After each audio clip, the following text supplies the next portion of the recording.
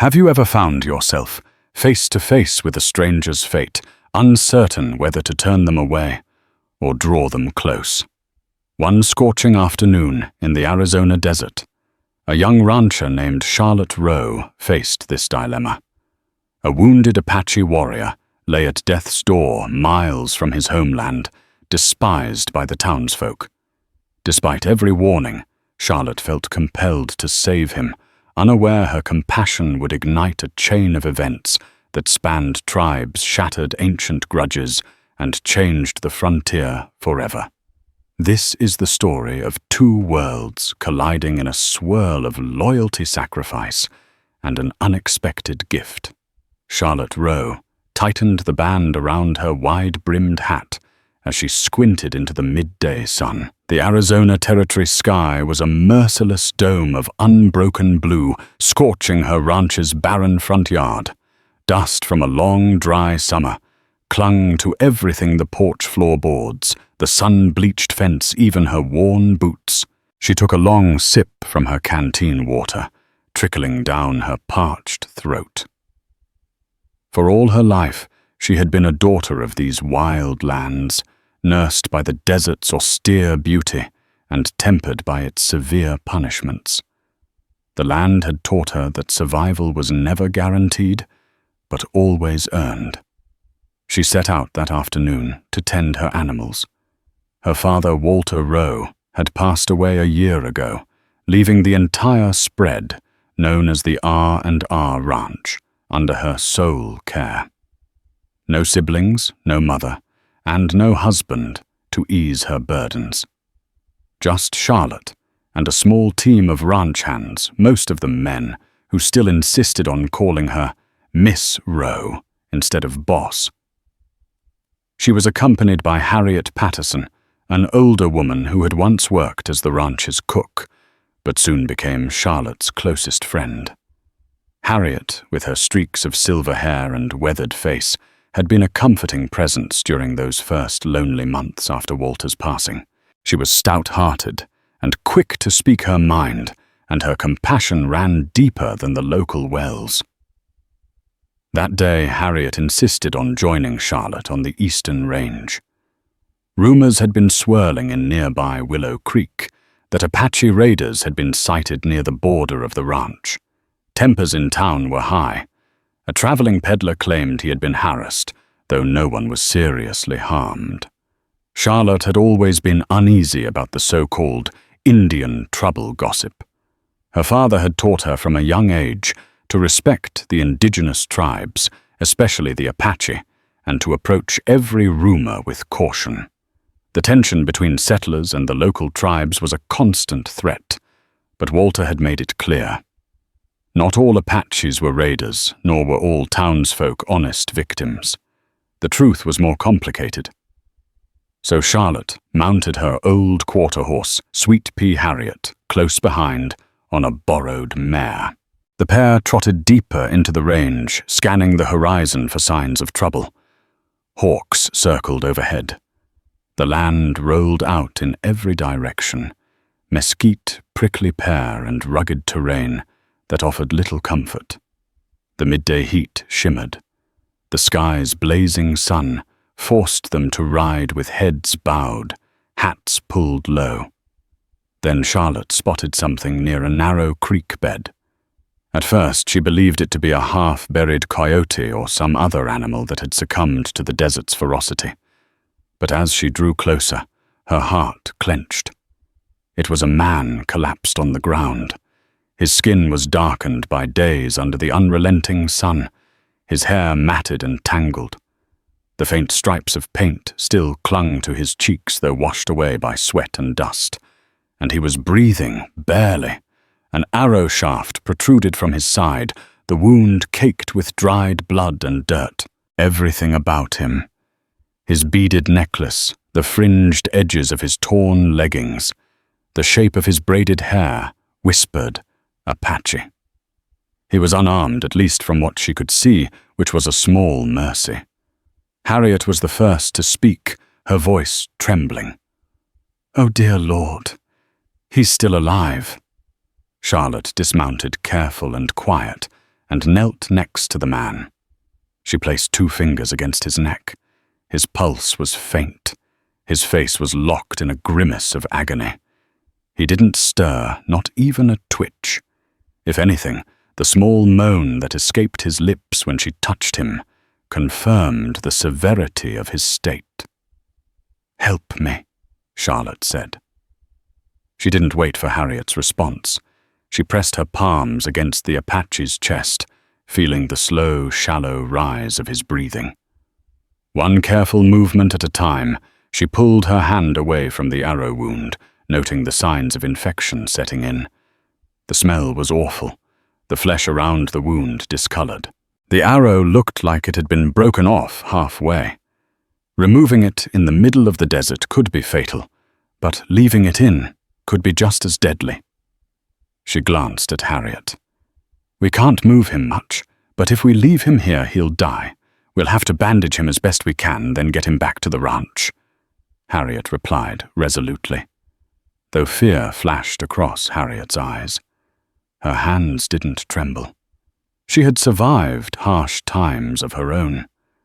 She wouldn't abandon this man to the coyotes. With swift cooperation, they worked to secure the Apache warrior to Charlotte's horse, mindful of his wounds. Harriet produced a handful of bandages from her saddlebags. Charlotte soaked them with water from her canteen, doing her best to clean the caked blood. Then, with a decisive tug, she broke off the arrow's remaining shaft near its base to minimize movement. The warrior whimpered, unconscious but suffering. When they finally lifted him onto Sweet Pea, Harriet steadied him from behind. "If we're going to do this, we best ride fast," Harriet warned. The desert sun showed no mercy, and neither would the men in town if they caught wind of this. Bringing a wounded Apache into Willow Creek was like delivering a lit powder keg. But Charlotte knew in her bones that she couldn't leave this man to die alone. She had inherited more than just land from her father. She had inherited his sense of justice and compassion. And so, spurring their horses, Charlotte and Harriet took off toward the ranch. Willow Creek was a rough and tumble place, a cluster of wooden shops and adobe houses straddling a wide dirt road that served as the main drag. The local saloon. The Silver Spur was the heart of the town's social life, a place where men gambled away their wages and rumors bloomed like desert flowers after a rare rainfall. One rumor had been swirling for days about nearby ranches being threatened by Apache raiders. If anyone saw Charlotte carrying an injured Apache, rumors would become violence in a heartbeat. She and Harriet circled wide around the edge of town, careful to avoid the main roads. Charlotte's chest tightened. She knew that if her ranch hands found out about their new guest, there could be trouble. Not all her men were open-minded. Some had lost relatives in conflicts with local tribes. Others had come west carrying old prejudices in their saddlebags. Yet she couldn't let that stop her. The R&R Ranch was nestled at the foot of a small bluff, hidden from Willow Creek by a patch of cottonwood trees and stony ridges. They approached from the south dust, swirling at their horses' hooves, the midday sun burning their backs. A stable boy named Riley, barely 16, dashed forward when he spotted them. His eyes went wide as he recognized the wounded Apache. "Miss Rowe," he exclaimed, voice cracking with alarm. "Is he alive?" "For now," she said. "Help Harriet get him inside. Clear out the storage room by the kitchen. Hurry." Riley scrambled into motion, summoning 2 other hands, Bill and Ramon, to help. Bill took one look and stepped back. "Ma'am, are you sure about this?" The older ranch hand scratched the stubble on his chin, eyes darting between Charlotte and the unconscious warrior. Charlotte gave him a hard look. "I'm sure. Get him inside." Any protest Bill might have made died on his lips. Charlotte wasn't known for backing down. Within minutes, they had the wounded man laid on a cot in the storage room behind the main house. Harriet and Ramon brought fresh water. Charlotte began rummaging through the medical supplies, a battered wooden box her father had once used for patching up broken bones and bullet grazes. She glanced up at Bill. "I need you to find Dr. Hadley. But do it quietly. If anyone asks, tell them we had a ranch hand injured by a stray arrow. No details." Bill nodded though uncertainty clouded his face. He left without another word. The tension in the air was thick as Harriet and Charlotte washed the Apache's wound. He remained unconscious, his face shining with feverish sweat. The arrow had done significant damage, and infection was setting in. "Lord help us," Harriet muttered, gently dabbing the wound. "I'm not sure if we can save him." Charlotte gritted her teeth. "We have to try. I owe it to him." She paused, voice faltering. "My father always said a life is a life. Doesn't matter whose." But she knew there would be consequences. If word reached Colonel William Redwood at Fort Cochise, or worse, the local ranchers who had been pushing for a vigilante crackdown on Apaches, her ranch would be the prime target for retaliation. Charlotte's heart pounded, but a resolute flame burned in her chest. This was the right thing to do. While Harriet tended to the Apache, Charlotte slipped into her father's old study, a place rich with the scent of leather and dust. On the walls hung maps of the territory, annotated in Walter Rowe's precise handwriting. In the corner stood a shelf filled with books about ranching the law, and even a worn volume about Native American customs that Charlotte's father had prized. She remembered as a little girl hearing Walter speak passionately about the land they shared with the local tribes. He had told her how the Apaches had their own ways, their own stories, just as valid as any preacher's sermon or politician's speech. One day, he had taken Charlotte to meet an Apache tracker named Nok-A-Det Klina, who taught them how to follow desert game trails by studying pebbles and footprints. Walter had come away with an abiding respect for the tribe's knowledge. Now, rummaging through the old shelves, Charlotte found the worn volume Apache Customs and Traditions, penned decades earlier by Colonel John C. Cremeny, a real figure who had once documented his experiences among southwestern tribes. Many in Willow Creek dismissed the book as useless Indian talk, but Walter treated it like a treasure. If the wounded man survived, maybe the knowledge within those pages could help Charlotte communicate with him, or at least understand him better. Her father's voice echoed in her mind. "We all share this land. If we keep ignoring each other's humanity, none of us will survive." With a heavy sigh, Charlotte clutched the book to her chest and returned to the storage room, where Harriet was now sponging the man's forehead. He was still unconscious, trembling in fever dreams. Dr. Hadley, a soft-spoken man in his 60s, arrived with Bill in tow. At the sight of the Apache, Dr. Hadley's eyes narrowed. He pushed his spectacles up his nose. "Miss Rowe," he began cautiously, "are you certain about this? You know there'll be talk." "I'm certain," Charlotte replied, crossing her arms. "I'll handle the talk. Just help him if you can." In silence, Dr. Hadley examined the wound. He prepared a steaming poultice with herbs he carried in his bag, pressing it gently against the infected flesh. The Apache jerked in pain, a strangled groan slipping from his cracked lips. Harriet said, "He hasn't woken up since we found him. Is there anything more we can do?" Dr. Hadley sighed, pulling away the poultice. "His fever's high. I'll do what I can to fight the infection, but he's in dire shape. If he survives the night, he might have a chance." Charlotte looked at Harriet, who wore a resolute expression. The older woman gave a firm nod, already prepared to stay up all night, tending him if needed. Dr. Hadley left behind a handful of medicinal powders and instructions to change the poultice every few hours. As the day wore on, the ranch hands exchanged nervous glances, but no one dared challenge Charlotte's decision openly. Even Bill, who had been the most vocal, kept quiet. Harriet refused to leave the Apache's side, so Charlotte took over the household chores, trying to keep busy, while her mind swirled with worry. The sun dipped behind the mountains, casting long shadows across the ranch yard.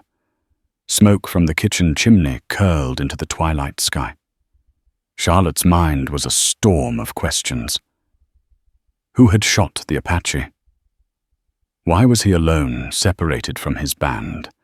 And would he even survive? That night, a vigil started in the small storage room. Harriet dozed in a rocking chair, one ear cocked for the wounded man's slightest movement. Every few hours, Charlotte crept inside to relieve Harriet, changing the poultice or wiping sweat from his brow. The desert wind outside had picked up, rattling windows and howling like forlorn spirits.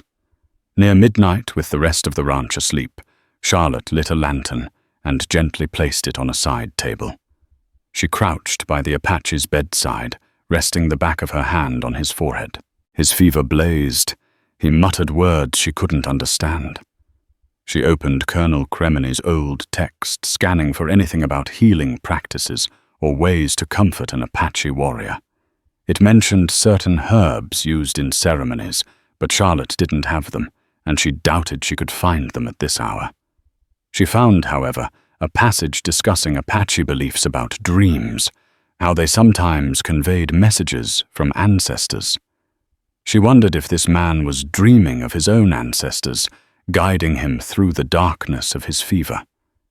She read quietly for a few minutes, her eyes traveling over the sketches of teepees, descriptions of clan systems and notes on language. A sudden movement from the bed startled her. The warrior's eyes flickered open, dark and intense. He stared at her, not fully conscious, but with a confused expression. His lips parted, forming a word Charlotte couldn't make out. She recognized fear and agony in his face. Slowly she reached for his hand, placing her palm against his. He was burning with fever. "It's all right," she said softly. "You're safe here." Of course, he couldn't understand her words, but maybe he sensed her tone. The tension in his eyes ebbed a fraction before his eyelids drooped shut once again. Morning brought no relief. News spread faster than wildfire in places like Willow Creek, and by sunrise the rumor mill was already churning. Various versions of the story made their rounds in the saloon, and the general store Charlotte Row found a raiding Apache and is hiding him. She's gone loco nursing the enemy. She wants to sell the ranch to the Apaches. The more outlandish the rumor, the faster it spread. Around noon, Colonel William Redwood arrived in town from Fort Cochise, 20 miles north. He was a tall, stern man with a thick mustache and a pointed manner of speaking. Redwood often clashed with local ranchers who believed his approach to the Indian problem was too soft. In reality, Redwood was simply tired of constant skirmishes, convinced that any misstep could spark a larger war with the tribes. At the local barber shop, Redwood caught wind of the rumor. He cornered the barber, a wiry, nervous man named Leonard. "What's this talk about Charlotte Row harboring a wounded Apache Redwood?" asked voice laced with skepticism. Leonard swallowed hard, razor trembling in his hand. "Told it was so, Colonel. She found him near her creek and took him in. Folks say Dr. Hadley treated him." Redwood's jaw tightened. "And now? Don't know for sure, but they say she's keeping him under lock and key at her ranch." The colonel gave a curt nod, tossing a coin on the counter. "If you hear anything else, let me know. I'll be out there myself soon enough." Back at the ranch, Charlotte and Harriet were still at the Apache's bedside when Dr. Hadley made his second visit. The warrior's fever had reached a dangerous peak. His heartbeat fluttered, sweat soaked through the sheets, and he trembled violently. Dr. Hadley mixed a new poultice, muttering about how the desert could be both kind and cruel. By mid-afternoon, mercifully, the fever broke. The Apache's breathing steadied his body, finally surrendering to an exhausted slumber. Harriet sank into a chair, pressing her hands together in silent thanks. Charlotte exhaled a shaky breath, relieved but already anticipating what might happen when the man woke. Outside, Bill poked his head through the doorway. "Ma'am, we got visitors." Charlotte's stomach knotted. She stepped outside, squinting into the bright sunlight. And there stood Colonel Redwood, flanked by 2 soldiers from the fort. The colonel doffed his hat in polite greeting, though his expression was stone-cold serious. "Miss Rowe Redwood," began. "I've heard some troubling reports." Charlotte felt every pair of eyes on her, from Bill's wary stare to Harriet's worried glance from the threshold. She steadied herself, forcing calm into her voice. "What kind of reports, Colonel?" "That you're harboring an Apache warrior. Considering the tensions, I need to know if that's true." Charlotte lifted her chin. "He was wounded. I couldn't leave him to die." Redwood sighed, looking every bit the weary officer caught between duty and conscience. "Miss Rowe, I understand compassion, but do you realize how dangerous this could become? The townspeople are on edge. Some might assume you're aiding an enemy." "He was alone," Colonel Charlotte insisted. "This isn't a raiding party. He needs medical care, and I gave it." The colonel glanced at the main house, then at Bill. "Is he stable now?" Charlotte nodded. "He just pulled through a fever, still unconscious." Redwood rubbed his brow. "I'd like to see him." Charlotte hesitated. She mistrusted Redwood's intentions, though he had a reputation as a fair man. She finally gestured for him to follow her inside. The Apache warrior lay motionless, his chest rising and falling in a shallow rhythm. His face was drawn cheeks, sunken from the ordeal. Harriet stepped aside, letting Redwood and his soldiers step closer. The colonel inspected the bandages, noting the dried poultice. Though Redwood was no doctor, he had seen enough injuries to know severe trauma when he saw it. One soldier mumbled, "Could be one of Cochise's men. We've had run-ins near the fort." But Redwood pressed his lips together, studying the warrior's beaded necklace. He shook his head. "Wrong markings. He's likely from a different band. Possibly the White Mountain or Chiricahua Apaches, but not Cochise's direct clan." He stepped back. "Miss Rowe, I'm not here to arrest anyone, but I do need you to understand, if word of this gets to certain ranchers like the Donovan brothers or Martin Cook, you might be in danger. They'll see you as a traitor." "I know," Charlotte said quietly.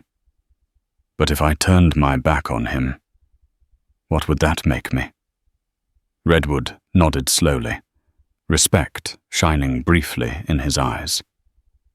"I'll report to the fort that there's no immediate threat here. But you need to be prepared. Someone might try to take the law into their own hands." Charlotte swallowed. "What law is that, Colonel?" "There's no official law saying we can't save a dying man."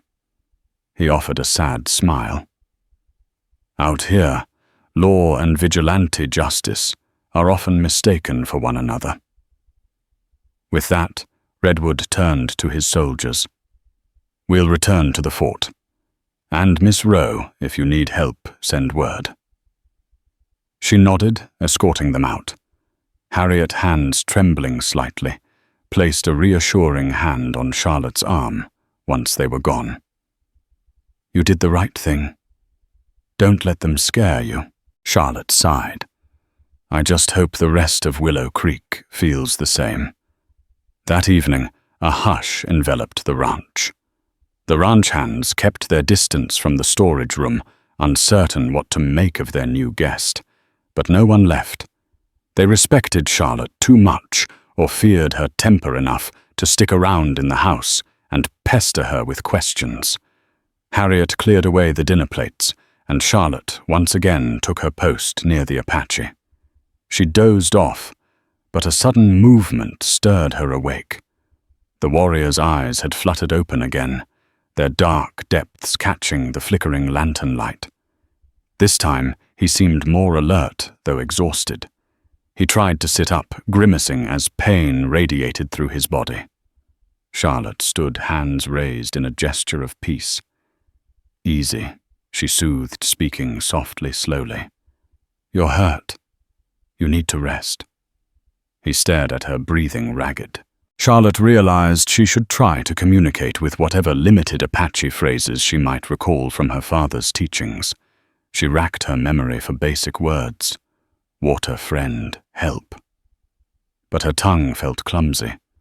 Finally, she managed a halting attempt in Apache, her voice trembling. "Diu hiu gongyon." She hoped it resembled, "Are you in pain?" or some expression of concern. His eyes narrowed, confusion evident, but he nodded at the attempt, or perhaps simply recognized the tone. Cautiously, he lifted a hand to his chest, wincing. The bandages were soaked in dried herbs and salve. Charlotte poured a cup of water, offering it to him. He stared at her for several heartbeats before taking it. Water dribbled down his chin as he gulped, but it was clear he was parched beyond measure. Then he coughed, almost dropping the cup. Charlotte steadied his hand, gently guiding the rim back to his lips until he finished. "Thank you," he whispered in a hoarse voice. But in Apache, she only recognized the expression from the glossary in Colonel Kremeni's book, Ahi Yi Ida Hone. She gave him a reassuring nod. "Welcome," she said softly in English, though she doubted he understood. For a moment, their eyes met, bridging the gap between their worlds. He slumped back into the cot, drained but no longer frantic. Charlotte resumed her seat, uncertain what to do next. She dared not press him with questions. He needed rest. 2 days passed in slow motion. The Apache's recovery remained tenuous, but his fever did not return. He slept long hours, waking briefly to sip water or nibble at bits of bread and broth Harriet prepared. Each time he opened his eyes, Charlotte was there, quiet, watchful, ready with a soothing hand and a few awkward Apache words from Colonel Kremeni's book. By the evening of the second day, Harriet stepped into the storage room, setting a lantern down. "I think he's got enough strength for a little conversation," she said, wiping her hands on her apron. "If he can talk, maybe he can tell us how he got here." Charlotte nodded gently, approaching the cot. The warrior's eyes slid open, and his gaze flicked between the two women. He murmured something in Apache. Charlotte held up a hand, trying to recall the phrase for, "I don't understand." In broken Apache, she said, "I want your name." She pointed to him. "Name?" He frowned, then seemed to grasp her meaning. In a throaty whisper, he said, "Nantan." Charlotte's face brightened. "Nantan." She repeated it, hoping her accent was not too distorted. Gently, she pressed a hand to her own chest. "Charlotte." His dark eyes shifted to Harriet, who gave him a polite nod. Harriet, she said. Nantan attempted to repeat Harriet, though it came out garbled. A faint smile ghosted his lips, the first hint of warmth Charlotte had seen from him. Bridging the language gap was difficult. Charlotte tried to ask why here while pointing around at the ranch. He responded with a string of Apache words she barely recognized, referencing something like raider's arrow and fleeing. Harriet caught the word spotted horses, which might refer to a cavalry pursuit or a group of riders. Gradually they pieced together that Nantan had been separated from his band after a raid gone wrong. He was shot left behind and somehow struggled across the desert until collapsing by the creek. Whether his group had truly initiated hostilities or merely defended itself was unclear. Charlotte sighed, wishing she could understand more. For now, Nantan's presence felt like a live fuse, ready to spark conflict with Willow Creek if discovered. She gently placed a hand over his, mindful not to disturb his wound. "Rest," she said, gesturing for Harriet to leave. "We'll talk again." In the hallway, Harriet let out a sigh. "He's not the threat people in town imagine, is he?" Charlotte shook her head. "No, he's just a man, and we're going to keep him alive, no matter the consequences." With each passing day, talk in Willow Creek grew uglier. Martin Cook, a fiery rancher who had lost 2 cattle to presumed Apache raids, stirred up a group of vigilantes at the Silver Spur Saloon. "I say we storm her ranch if she won't hand him over," he hollered. "Let's show 'em we mean business." Others, like a storekeeper named Margaret Lewis, defended Charlotte. "She's a kind soul," Margaret insisted. "She wouldn't let a dog die in the desert, let alone a human being." But Margaret's voice was drowned out by the rage festering among men who saw blood and revenge as the only answers. One evening, Harriet reported to Charlotte that the Donovan brothers, James and Oliver, had been boasting in the saloon about forming a posse to rescue Miss Rowe from the savage. Harriet heard this second-hand from Dr. Hadley, who warned them they might be riding out soon. Fearing for the ranch's safety, Charlotte assembled her men after supper. "You've all probably heard the gossip. Let me be clear, if any vigilantes come around, we do not start a fight. We'll defend ourselves if we have to, but we will not fire first." "Understood." The ranch hands nodded some more reluctantly than others. Bill, the oldest, voiced the sentiment that lingered among them. "Miss Rowe, we stand by you, but we're decent men, not killers. Let's hope it don't come to that." As Nantan grew stronger, Charlotte found him able to walk short distances. His wound, though not healed, was no longer festering. She gave him her father's old cane to lean on a carved piece of mesquite wood. At first he limped around the storage room, eyeing the door. Harriet had placed a small blanket over the window to keep out prying eyes. One afternoon, Charlotte led him outside for a breath of fresh air, but only after ensuring the ranch yard was clear of visitors. She guided him to a shady spot near a water trough. He inhaled the desert breeze, wincing slightly at the brightness of the sun, but seeming grateful. Charlotte fumbled with her Apache vocabulary, trying to convey that they were safe here for the time being. "You... stay. Safe," she managed, tapping her chest, and then pointing to him. He studied her intently. Then, in halting English, he surprised her by saying, "Good woman." The words were heavily accented, as though seldom used, but they sent a warmth through Charlotte's chest. She wasn't sure how to respond, so she simply smiled. In return, he attempted a slight grin, though it disappeared quickly as he spotted a few ranch hands in the distance. Fear flickered over his features, as if he expected violence at any moment. Charlotte gently touched his shoulder, guiding him back indoors. At twilight on the third day since Nantan's fever had broken, dust rose on the horizon. Charlotte, peering out from the porch, counted at least 6 riders heading straight toward the ranch. Harriet, stepping out behind her, tensed. That's too many for a social call. Charlotte ran a hand over the smooth surface of her rifle, an old family heirloom. She nodded to Bill, who signaled the others.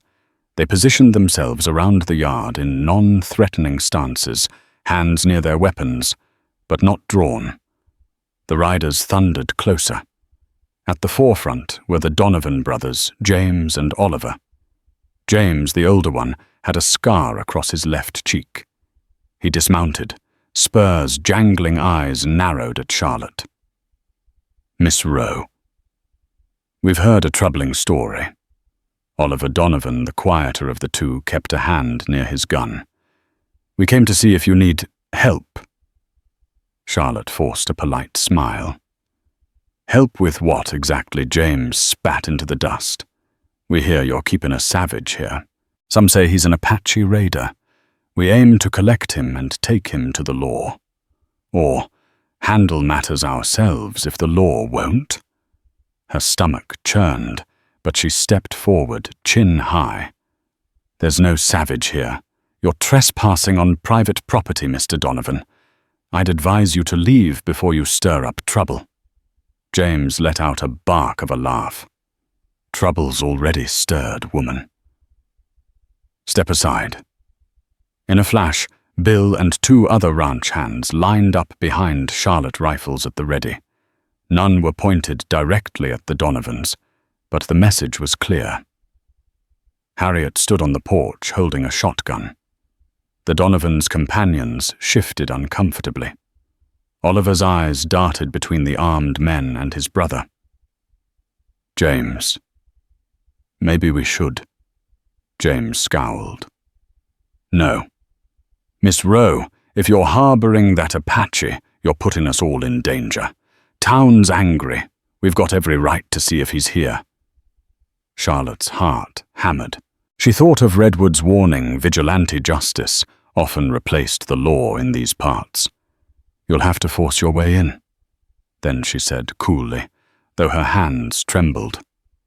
But we'll defend ourselves, just like you would on your land.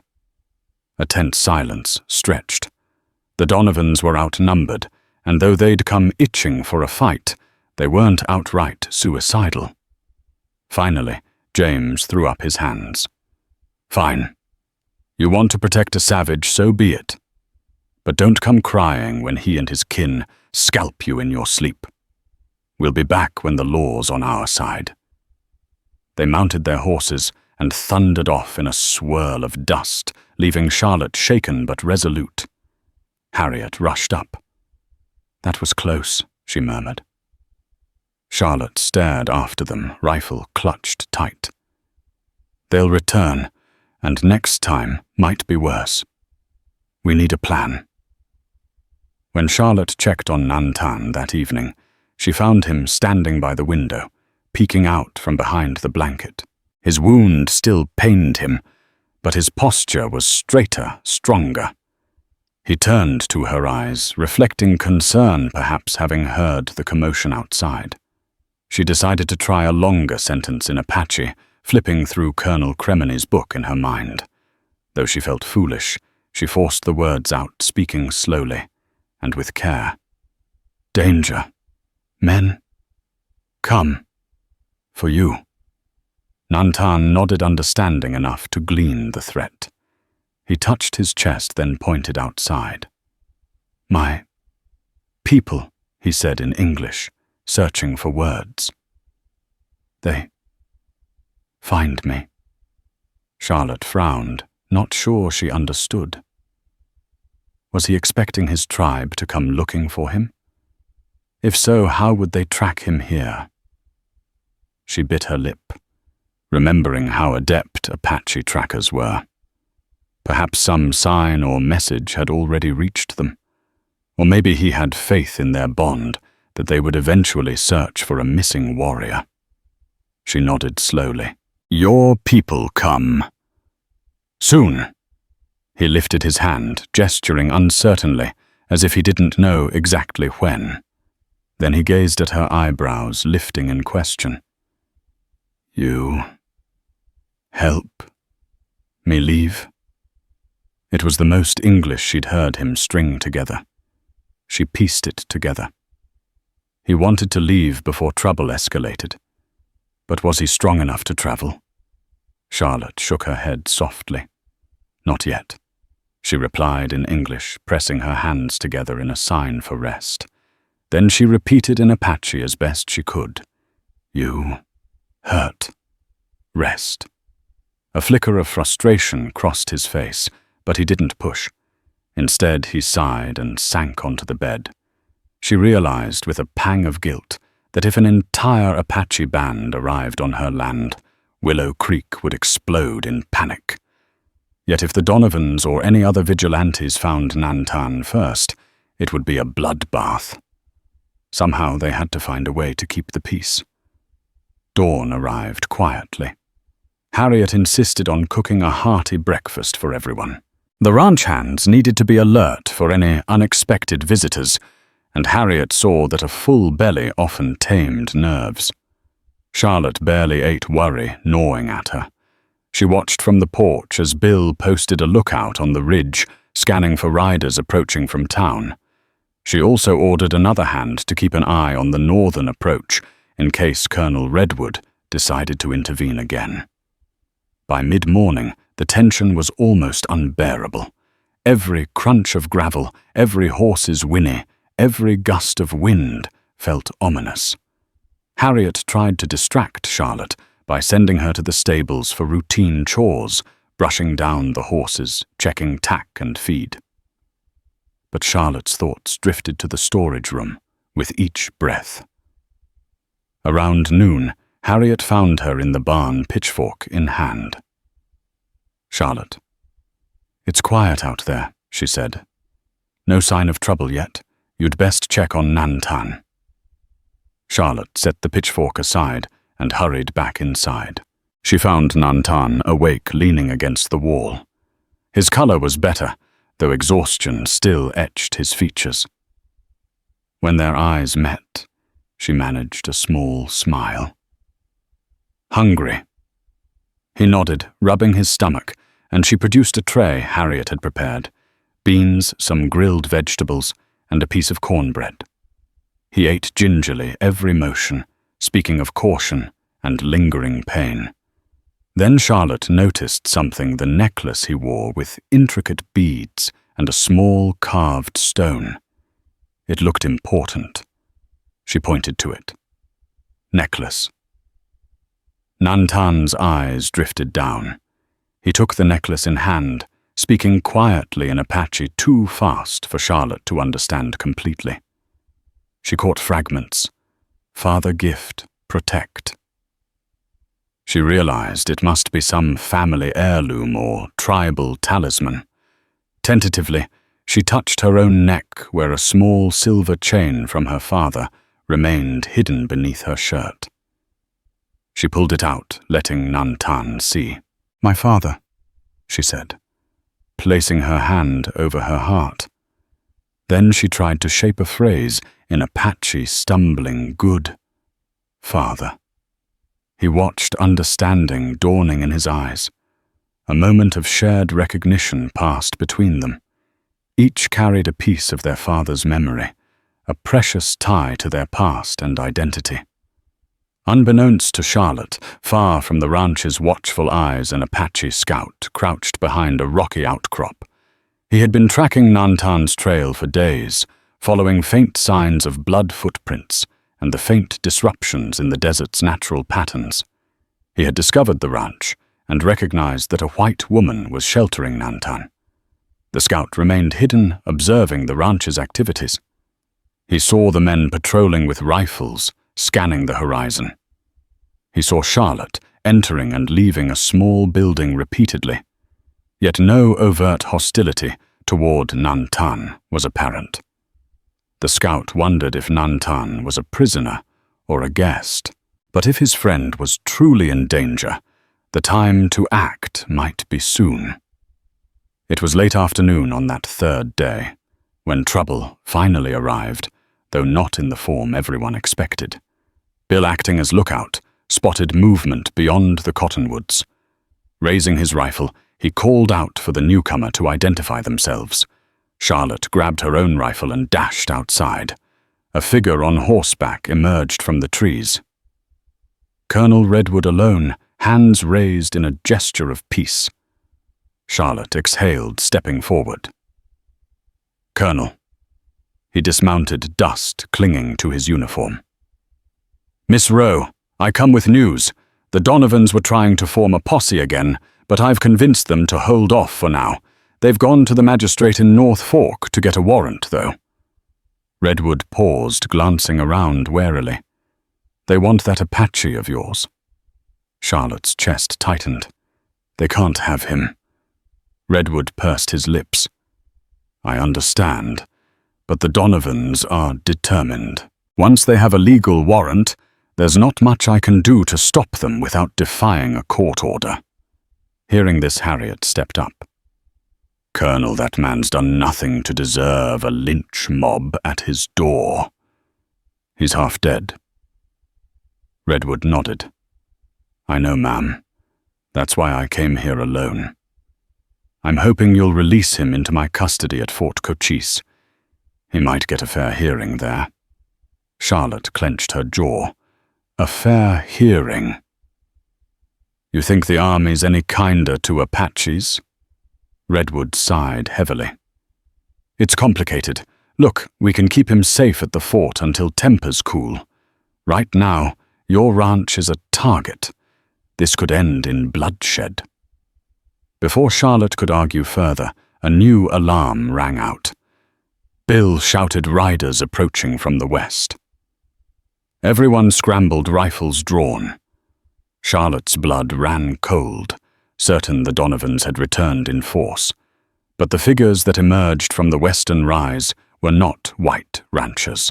A group of at least 5 Apache warriors, all mounted, slowly descended toward the ranch.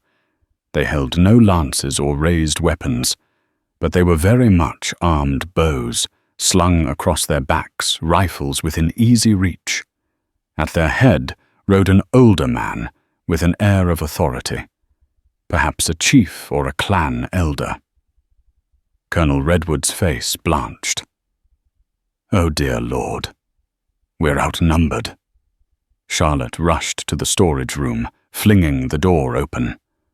"Nantan," she hissed. "Your people, they're here." She pointed outside. Nantan's eyes widened with a mixture of relief and dread. He tried to stand, wincing at the pain in his side. Harriet and Charlotte helped him limp outside, facing the horizon, where the Apache riders had come to a halt about 50 yards away. The warriors surveyed the ranch, the men with rifles, Redwood in uniform. Tension crackled in the air like thunder before a storm. Then the older Apache at the front called out in their language. Nantan answered weakly, leaning on Charlotte's shoulder. The older man advanced a few steps, speaking in a calm, dignified tone. Colonel Redwood, Bill, and Harriet hovered protectively near Charlotte and Nantan, weapons lowered but ready. Finally, Nantan pulled away from Charlotte's grasp, standing on unsteady legs. He said something that included her name, Charlotte, pointing to her with gratitude in his eyes. The older Apache nodded gravely, turning his gaze to Charlotte. She couldn't make out every word, but the tone was respectful, not hostile. After a brief exchange, the older Apache signaled one of the younger warriors, who guided his horse forward. From the horse's saddlebag, the warrior produced a small, intricately woven basket. He approached Charlotte slowly, ignoring the anxious stares from Bill and the other ranch hands. He placed the basket at Charlotte's feet with a low, deliberate bow. Confused, Charlotte stooped to examine the basket. Inside lay several items: a finely beaded pouch, a small silver bracelet, and a bundle of dried herbs that gave off a pungent but pleasant aroma. The older Apache spoke again, gesturing between Nantan and Charlotte, then pointing to the basket. The meaning was clear, even if Charlotte couldn't understand every word. This was a gift, a token of gratitude for saving their tribe member. Colonel Redwood, standing at Charlotte's side, swallowed hard. "This is unexpected," he murmured. The older Apache then spoke to Redwood in halting English, surprising everyone. "We come for Nantan. He alive because woman help." He inclined his head toward Charlotte. "We give thanks." Harriet's eyes glistened. Bill and the other men lowered their rifles, a hush falling over the entire ranch yard. Charlotte stood motionless, heart pounding. After days of tension and fear, here was a moment of tentative peace. Nantan, mustering what strength he had, limped forward. The older Apache clasped Nantan's shoulder, relieved to see him alive. They exchanged a few words. Then Nantan turned to Charlotte, placing a trembling hand over his heart. "You good, friend?" She fought back tears. "I'm just glad you're safe," she managed. In Apache, she tried, "Thank you." A faint smile crossed Nantan's face. He looked at Colonel Redwood, who remained tense but respectful. Redwood cleared his throat, addressing the older Apache. "I am Colonel Redwood. Some men in town want to harm Nantan. They think he attacked them. Not me." He hesitated, uncertain if the elder understood. "We want no trouble." The older Apache nodded. "No trouble. We take Nantan." Charlotte realized this was the best outcome she could hope for. Nantan would be among his own people, away from Willow Creek's rage. She placed a hand on Nantan's arm, giving it a gentle squeeze. "Go," she whispered. "You'll be safe." He held her gaze for a long moment. Then, with the help of 2 tribesmen, he mounted a spare horse they had brought for him. Though he struggled wincing at the pain, he managed to sit upright, leaning slightly on the older Apache for support. The Apache group began to retreat, leading their horses slowly at first to accommodate Nantan's injuries. Before they vanished into the desert, Nantan turned back to look at Charlotte one last time. He raised his hand in a gesture of farewell. Maybe gratitude, maybe a promise to remember. Charlotte lifted her own hand, feeling her chest tighten. She doubted she would ever see him again, but part of her already missed him. As the dust settled behind them, Colonel Redwood let out a pent-up breath. Harriet, tears staining her cheeks, broke into a relieved grin. Bill and the ranch hands exchanged incredulous looks. The moment felt unreal, a living testament that peace was possible even in the Wild West, if people willed it to be so. Redwood faced Charlotte. "Miss Rowe, you may have just prevented a bloodbath." She exhaled, exhaustion flooding her. "I did what anyone with a heart would do." Redwood shook his head. "I've seen far too many who wouldn't. But your kindness might make waves. The Donovans won't be happy when they find out there's no Apache left to capture." "That's their problem," Charlotte replied firmly. "Let them vent their anger elsewhere. He's safe now." She recalled the basket, the unexpected gift lying at her feet, a humble but powerful symbol of gratitude across cultures. The next day, Colonel Redwood rode back to Willow Creek. He broke the news that Nantan was gone. "The man you sought is no longer in the valley," he informed a seething James Donovan outside the saloon. "He's reunited with his people far out in the desert." Donovan cursed, eyes flashing. "You let him go, he was a criminal." Redwood folded his arms. "You had no warrant when you tried to storm Miss Rowe's property. I'm telling you now, there's no one left to hunt. If you try to stir up trouble, you'll have the U.S. Army to answer to." Oliver Donovan, looking nervous, pulled his brother aside. Their group grudgingly dispersed, many muttering about Injun lovers and traitors, but with no target to chase, the men had little recourse. Willow Creek would have to find a new rumor to chew on, and eventually it did. For Charlotte, life at the R&R Ranch gradually returned to routine feeding animals, tending crops, handling finances, and riding the range. Harriet returned the storage room to its old function, though she kept it a bit tidier, as if waiting for the next visitor in need. Every so often, Charlotte found herself peeking at the horizon, wondering if Nantan was out there, healing among his kin. The gift basket remained in her house, a tangible reminder that compassion could transcend even the fiercest divides. She kept the silver bracelet wrapped in cloth, never wearing it, but treasuring it like a sacred keepsake. Colonel Redwood dropped by occasionally to check on things. The Donovans simmered down, though they remained suspicious of Charlotte's Indian sympathies. Dr. Hadley continued his house calls. Life, it seemed, would march on. Late one afternoon, Charlotte returned from a long ride, dusty and tired. Harriet greeted her at the porch, excitement in her eyes. "You got a letter," she said, pressing a slightly crumpled envelope into Charlotte's hands. It bore no return address, but the postmark read, Fort Cochise. Charlotte's heart fluttered. She tore it open, scanning the contents. Inside was a brief note penned in an unsteady but legible hand. "Miss Rowe, I write on behalf of Nantan. He's healing well. He speaks of your kindness. He says you saved his life. Our people will not forget. Signed, Chief Taza of the Chiricahua Apaches."